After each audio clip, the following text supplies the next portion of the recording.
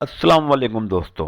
The Muslim fighter में आज हम आपको बताते हैं इसराइल के पहले वजीर आजम के बारे में।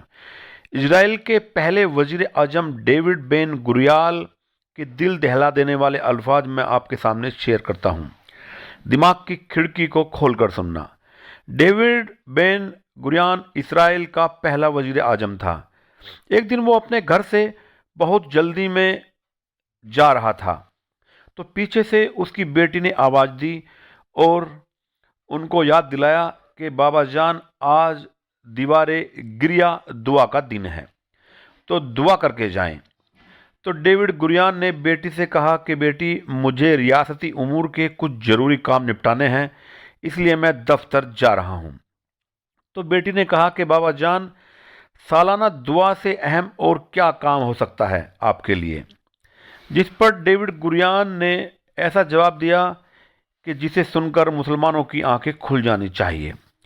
डेविड बेन गुरियान ने जवाब दिया, मेरी बेटी सुन, अगर दुआ से काम होते तो तमाम अरब और फ़िलिस्तीन के मुसलमान हर साल हज के मौके पर इसराइल की तबाही और बर्बादी की दुआ मांगते हैं मेरी बेटी, जबकि अमल से ये कौम पीछे है। तुम खुद देख लो कि अरब और मुसलमान किस हाल में हैं। हमारी यहूदी रियासत में ना मौलवी हैं, ना मुल्ला हैं, ना तावीज़ गंडे हैं और ना ही दुआएं मांगी जाती हैं। इसके बावजूद हम दिन दोगुनी रात चौगुनी तरक्की कर रहे हैं।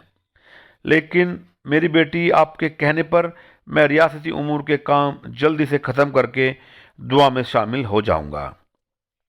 तो मेरा सवाल ये आप सभी से है कि आप सब सोचिए, 1 अरब 60-70 करोड़ से ज़्यादा बेअमल मुसलमानों की तादाद एक छोटे से 80 लाख से भी कम आबादी वाले मुल्क के सामने बेबस और लाचार है, और आहिस्ता आहिस्ता फ़िलिस्तीन पर कब्जा करने की फिराक में है वो हैं। याद रखिए मुसलमानों, कोई इंसान अपनी बुज़दिली की वजह से मौत से नहीं बच सकता।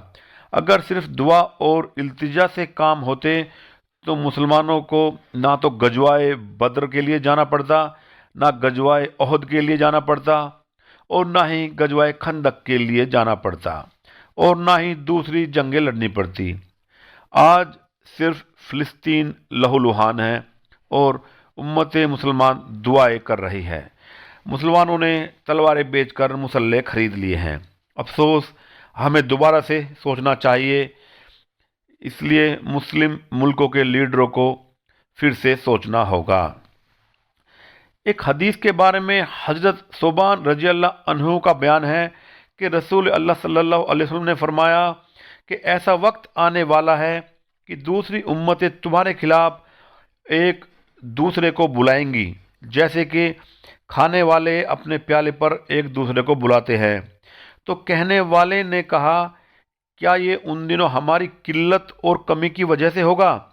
तो आप सल्लल्लाहु अलैहि वसल्लम ने फरमाया, नहीं, बल्कि तुम इन दिनों बहुत तादाद में होंगे, लेकिन झाग होंगे जिस तरह के सैलाब का झाग होता है। अल्लाह ताला तुम्हारे दुश्मन के सीने से तुम्हारी हैबत निकाल देगा और तुम्हारे दिलों में वहन डाल देगा। पूछने वाले ने पूछा, या अल्लाह के रसूल, वहन से क्या मुराद है? आप सल्लल्लाहु अलैहि वसल्लम ने फरमाया कि दुनिया की मोहब्बत और मौत से नफरत।